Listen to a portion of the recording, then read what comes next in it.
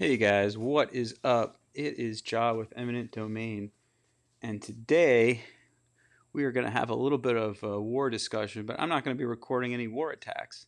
We're going to have a little talk about matchmaking, and hopefully this catches the ear from someone from Nexon, someone that can make a difference, and talk about what is the worst kept secret in the game in terms of the matchmaking rules, which is referred to as sandbagging or stacking. So we met up against this very proud alliance, UA Obsidian. And how does a group like this get up in the glory ranking and stay at the top? Well, the answer is pretty straightforward. It's absolute stacking. So this is a great example of what a stacked base looks like. If we take a look at their top levels, see how it breaks down, and why the matchmaking rules for Nexon really need to be fixed.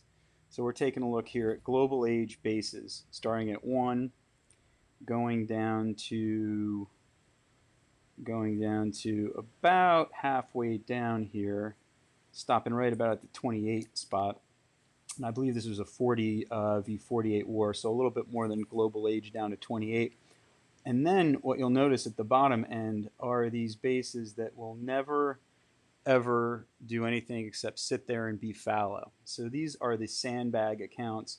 And what it does is it averages out the total, let's say, value of the overall alliance to put it on equal with an alliance like ours. Unfortunately, that formula just doesn't work because, as everyone knows, everyone gets 2 war attacks. So you can have a completely sandbag based on the bottom, and you have very overpowered uh, attacks on the top. So for us, if we compare, I'll take a random, base here. Well, we're going to visit a few of our bases because we have a little bit of a treat that we left these guys. But you'll see in a second. If we take a look at one of their top bases, actually start at number 5 here. If we just scout this base, you'll see here what levels we're talking about. 198, if you see up there in the corner, 198, and we're on number 5 right now. Just thought I'd start from there. 198, number 6. And let's see, a 193, it starts to fall off a little bit in terms of overall rank. But I mean, we're effectively looking at max age global bases up on the top. Fully upgraded, and again, you see a lot of high level walls and fully upgraded. So this is like down to our number 9, 3 general, high level generals, and all that stuff. And again, nothing wrong with high level bases, but when you're matching up against a group which is more equally distributed like ours, then that's what causes the issue. So let's take a look at ours. I think we still have a good chance to win this war. Say that a little tongue in cheek. So we left a little bit of a surprise here. So let's get to it. Let's take a look at some of our war bases for this war. Normally, it's not good practice to show the defensive bases, but I think we have some really good defensive bases. So let's start with our top player, Jonathan, here. Let's take a look at his base. I think this holds up pretty well. Stacker Cowards. Nice. I think that's really good defense. Well-placed use of the roads. See the little cars driving around in there, and really good place of the walls. Definitely a top-level base. 190. So at the ultimate top end, we're matched up pretty well, 1-to-1, 190. That's pretty good. But you'll start to see a more evenly distributed thing like us. Our number 2 player, 155. There you go. Another excellent use of walls and roads. Let's take a look at our number 3 base. So next time that base is terrible. Terrible. Absolutely terrible. Next time you guys come across Eminent Domain, you'll see exactly what our defensive bases are going to look like. There you go. That kind of looks like a tower, I'd say. I think that's a tower. And by the time we get down, I think I started at number 5 with there. Then now we're down to the 160s. But we have an alliance that we're pretty proud of, where everybody participates, and we don't have any dormant or fallow Iron Age bases that just kind of sit there and do nothing. So we'll continue the tour of eminent domain. Oh, Stimpy, terrible base.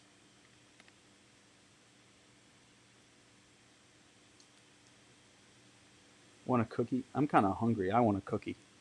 Definitely.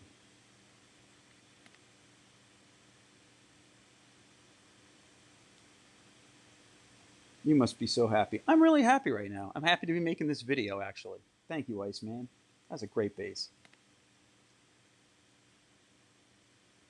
Camel. Dr. Whiskey. Camel. I wonder if that's Camel Blues or Camel Toe. Camel Lights, maybe? I don't know. I like Camel. Excellent placement of the walls. Nothing going on there with GT. Sandbag. Well, I certainly think that this is not a sandbag base. It's excellent base design. See the placement of Versailles down there?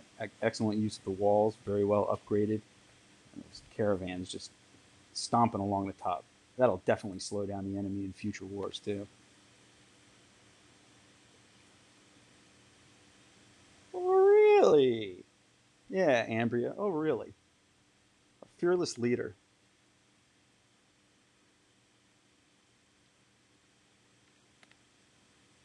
We'll just march all the way down our bases here or there. Joke. Taking away the sarcasm for a second, you can see that we're really not a big fan of the way the matchmaking rules are put together right now, because it basically there's no chance that our highest level players can 5-star the maxed out global age bases. It's statistically impossible. And again, the fact that all of the players get 2 attacks, it means 2, let's say, nearly impossible attacks up on top. But conversely, for the sandbag or stack bases, it means those attacks can be used all the way down a more evenly distributed group. Good use of walls there, Viper.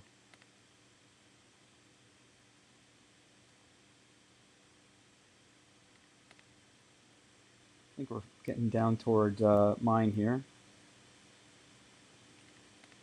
Let's see. Bofadis. Oh, look at that. Almost Bofadis, man. That is great. That is 3-dimensional. 3-dimensional. I love it. Good job. Here's my base. So I'm kind of in the middle there. Stack to win. I'll tell you what. For any of the haters out there, stacking does win. It does win. But is there any real glory in that? Is there any fun in it? I think it's weak AF, personally.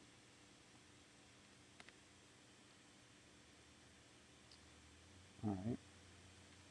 We're getting down to the bottom end. And hopefully, if you folks, lame. Byzantium. Your base is not lame. Your base is awesome.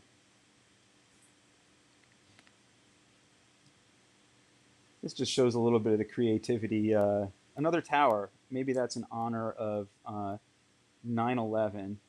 So Crazy Cats may be, putting an honorary city skyline out there. Absolutely.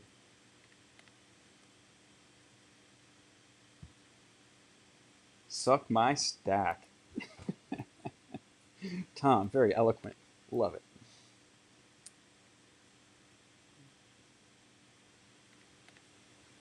All right, now you can see that we're as we're heading down the. I'll just let you read that this second there. That is great. Leonidas really went whole hog there. I think it's very good defensive base as well too.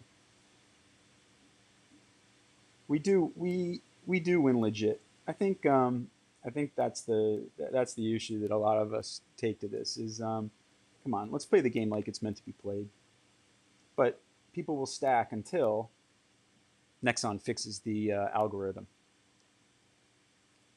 If you're gonna fart, you better fart hard. Osh hit, or Osh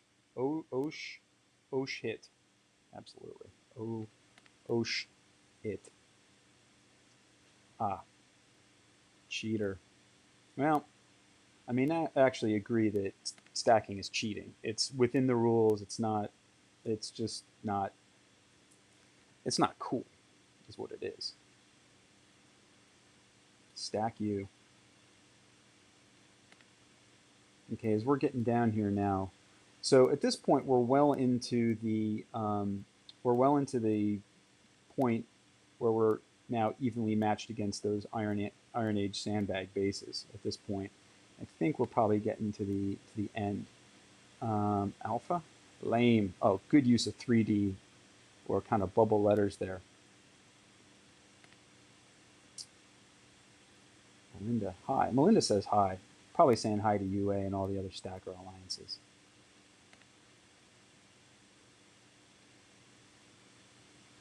This sums it up best. I think Pipe Wrenches is one of the best. No IA, EA, or GP. That's the thing. It's like a reverse bell curve of the way the stacker alliances do it. It's all low end and all high end. So if you're going to have a nice, kind of well balanced alliance like we do, with great people and just want to have a good time and actually have 50 people in the alliance that are, all real players and not have a bunch of alternate accounts that are just sitting there growing fallow. Again, we think, Eminent Domain thinks that's the way the game should be played.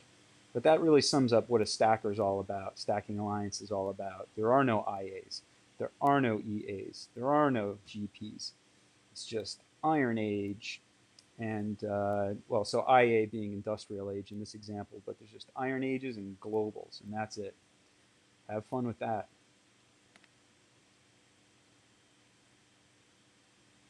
Your mom. Yeah. Nothing's better than a mama joke. Rambo, and I think we got one base left. So as you can see here, all the way down to our final base here, we're still at level 97. So that really shows you the difference in distribution. So what do we do about this, right? Right now, it's really in the hands of Nexon. So hopefully they fix this. And I'll tell you what they can do. They can weight the top half of a clan when they're doing the war matchups much, much higher. Because at the end of the day, if you think about it, you only really need the strongest top half of your alliance to make your attacks, since everyone has 2 attacks. I think having 2 attacks is a good thing. Another way they could fix this problem is just give everyone 1 attack, and then it would kind of sort itself out. Because although the stacked alliances would wreck up top, these Iron Age bases would just get pummeled, and there's no way they could star. So it would be kind of the reverse on the top and bottom. But as long as there's 2 attacks in war, and the algorithm of war matchups isn't changed, then there is going to be no way that that the glory system really means anything. Because unless you want to be part of the stacking thing. But again, Eminent Domain's position is that it's just not fun. It's not the way the game was meant to be played. And guess what? We're still on top in the top 100 leaderboard. We will not stack. We don't do it. And it would be nice if Nexon took that kind of advice under consideration. I'm not saying use just the top half of the bases in terms of figuring out the overall war power, but if they took the top half of the bases and they weighed that much more heavily than the bottom half of the bases, you'd get much better matchups, and then people would stop doing this. So, and then it would put all the different alliances back on the same playing field. Anyway, hope you enjoyed this video, and I hope you like some of our extra special defensive war bases that we put together especially for this war. Cheers, everyone. Ja out.